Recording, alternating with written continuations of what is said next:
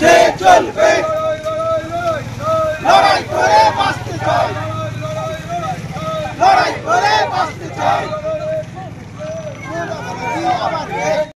কেন মারছো এদেরকে, কেন মারছো? তাকে 3টে গুলি করা হয়েছে, একটা ঘাড়ে, একটা বুকে আর একটা তলপেটে। সে মারা গেছে। বলুন কতটা ছোট মনের রাজনীতি হলে তারা এই আজকে হিন্দু মুসলিম বিবাদের একটা রাজনীতিতে নেমেছে। আমরা শুধু একটাই অনুরোধ করব যে যারা এই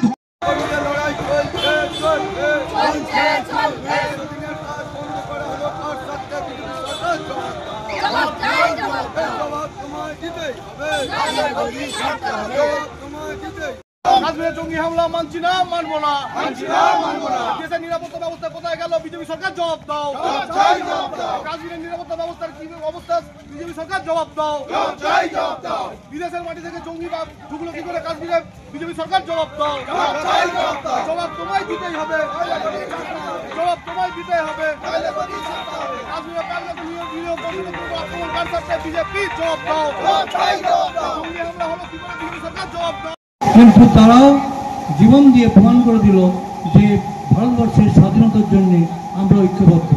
এর আগে আমরা দেখেছিলাম কি কিছু মিলিটারি ব্যক্তি বা আমাদের সেনাবাহিনীকে তখনও নিহত করা হয়েছিল, তাদেরও জঙ্গিরা নিধন করেছিল। কিন্তু ঠিক যেভাবে প্রতিবাদ করা দরকার সেটা ভারত সরকার করেনি। মুখে আস্ফালন করছে, কিন্তু তাদের এই আস্ফালনই শেষ কথা। যাই হোক, কিন্তু প্রত্যেকটা ভারতবর্ষী তারা ঐক্যবদ্ধ, তারা প্রতিজ্ঞাবদ্ধ যে প্রত্যেকটা ঘটনার আমরা প্রতিবাদ করব এবং আমরা প্রতিশোধ নেব। আমাদের এই যে সৈন্যরা মারা যাচ্ছে, নিরীহ জনগণ মারা যাচ্ছে, এটা ছেড়ে দেওয়া যাবে না।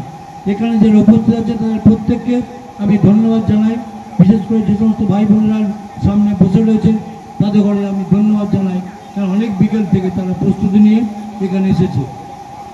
মঞ্চে যে সমস্ত নেতৃত্ব আছে তাদের আমরা প্রত্যেককে ধন্যবাদ জানাই, আমরা আন্তরিকভাবে তাদের অভিনন্দন জানাই। সকলকে আবার যথাযোগ্য সম্ভাষণ জানিয়ে, বড়দের শ্রদ্ধা জানিয়ে, ছোটদের শুভেচ্ছা জানিয়ে আমি আমার বক্তব্য শেষ করছি। আমি কোনো ব্যক্তি বিশেষ আলাদা আলাদা নাম করলাম না, সকলেই আমরা রয়েছি মঞ্চে। আমাদের অনুষ্ঠান খুব তাড়াতাড়ি শেষ করতে হবে, অন্ধকার নেমে এসেছে।